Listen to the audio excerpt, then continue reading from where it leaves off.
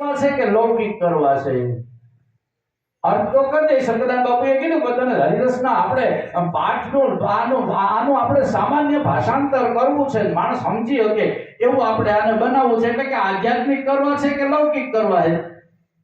એટલે શંકરદાસ બાપુ કે લૌકિક કરો ને આધ્યાત્મિકમાં તો પહેલું નામ પરમેશ્વર જિંદગ મંડ્યો જોઈ નર મૂરખ સમજે નહીં વો તો હરિ કરે સો. આટલું એક લેશન પહેલું નામ પરમેશ્વર આટલું લેશન કે આપણે ક્યાંના ક્યાંય ગયા જાશું સાહેબ.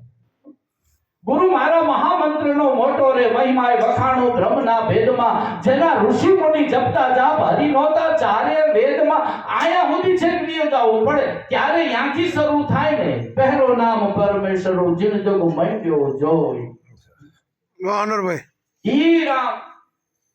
ઈ રામની વાત કરું બ્રહ્માંડ દશાંગુલમ પુરુષ જેને વેદે કીધો છે, સહસ્ત્રપાદ સહસ્ત્રાક્ષ સહસ્ત્રબાહુ આ જે બ્રહ્માંડ ને આવરી અને જે ઊભો છે ઈ રામની વાત મહાત્મા ઈશ્વરદાસજીએ હરિરસમાં કરી. બ્રહ્મ વેદ જુચરે વેણ તુમરો બજાવે રંભા અવસર રચે ગીત સરસ્વતી ગાવે વ્યાસ કીર્તિ વિસ્તરે શુક શ્રી ચમર ઢાળે શિવ આલોચન કરે પાવ ગંગા સુ પખાળે શશી સોળ કળા અમૃત સ્રવે અને સૂરજ જ્યોતિ શુભ ધરે એકત્રનાથ સુર નિશી હર કમળા તુંગ આરતી કરે. હવે આની એકની વ્યાખ્યા કરવા બે એટલે અવતાર થોડો પડે બાપા, પણ માણસ સમજી શકે એવું લેવા હાટું થઈ અને કીધું તો કે માણસ આપણે હરિરસ થવા હરિરસ સમજવા માટે વૈરાગી થવાની જરૂર નથી, હરિરસ કરવા માટે વૈરાગી થવાની જરૂર નથી, ભક્તિ કરવા માટે વૈરાગી થવાની જરૂર નથી. કે જરૂર શું છે જીવનમાં હરિરસ આવી જાય. આ બધા જે બેઠા છો ને તમે બધાય વંદનથી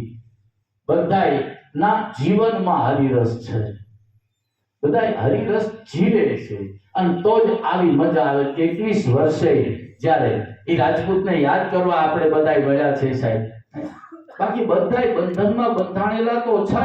શંકરદાસ બાપુ બહુ મજાની વાત કરે છે, આમાંથી ઉગરવા હાટું થઈને હારા હારા મથી ગયા છે. પિતૃઓને યાદ કરવા, વડવાઓને યાદ કરવા.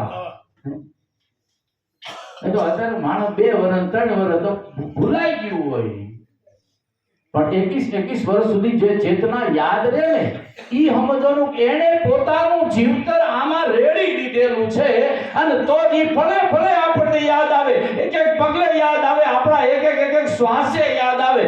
ઈ બાપે આપણા હાટું થઈ અને પોતાની જિંદગી ખર્ચી નાખી હોય સાહેબ, ઈ ફળે ફળે આપણને પછી ભક્તિથી સીંચવું હોય કોઈ જાતના સ્વાર્થ વગર.